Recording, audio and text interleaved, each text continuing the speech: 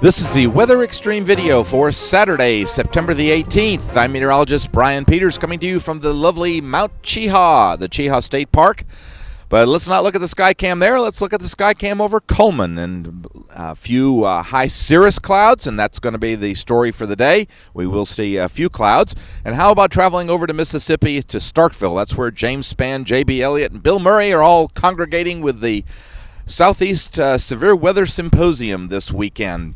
On our surface map, we have a weak front that has traversed the state dryly, I might say, and that is going to set the stage for a week of dry weather, that along with an upper ridge. And here's the Energizer Ridge. We can't seem to get rid of it, but in the meantime, it is helping to keep us free from tropical storms and hurricanes. On the temperature map across the country, there is some cold air pooling in western Canada. Look at those values in the 20s, but that's not headed our way, unfortunately. It looks like we're going to stay pretty warm for the next week or so.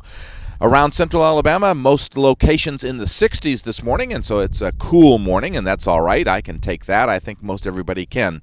No significant storm advisories in effect, but of course we are still dealing with flash flood watches down in the South Texas area thanks to the remnants of Carl, and there's actually some winter weather advisories over in the western U.S. And the big news, of course, is the tropics, but we'll get to that in just a second. No slight risk area from the Storm Prediction Center for today, but they are watching the central part of the United States. As I said, the tropics are the area.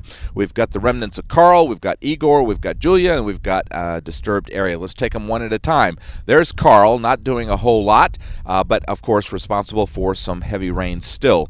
There is Igor on the visible picture this morning, and Igor is going to move across Bermuda. A weakening state, fortunately. It is a major hurricane, but should be weakening before reaching Bermuda, but going to lash that island pretty well.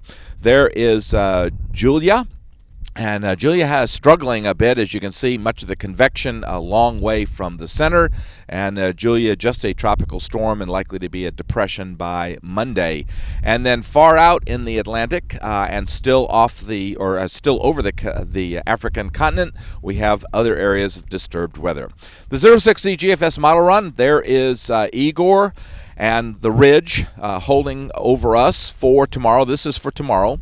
And the ridge holding over us for tomorrow, the ridge holding over us for Monday. Yeah, I know, this is going to sound like a broken record.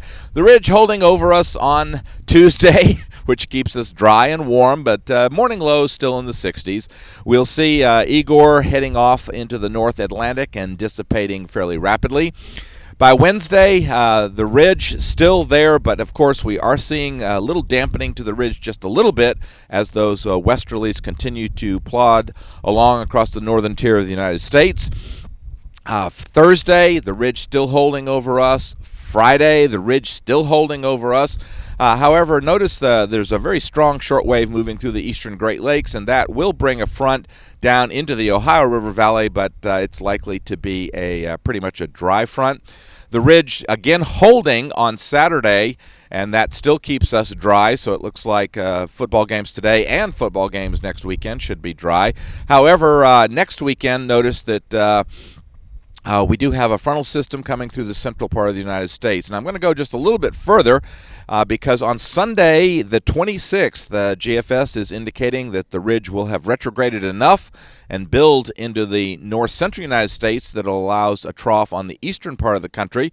And that could mean a significant change for us, including some wet weather. But we'll see. That's still getting out and verging into voodoo country. And speaking of voodoo country, take a look at this map. This is for the 29th, Wednesday the 29th. And, of course, we've got a pretty good trough over the central part of the country. And then, finally, a lot of speculation here. There's our Energizer Ridge over the western part of the country, but look in the Gulf of Mexico. And that is showing what I believe would be, based on the strength I see right there, most likely a hurricane, and we'll see what happens with that. So we'll have something to speculate on while the weather remains dry for us and warm for much of, for this weekend and for all of the upcoming week.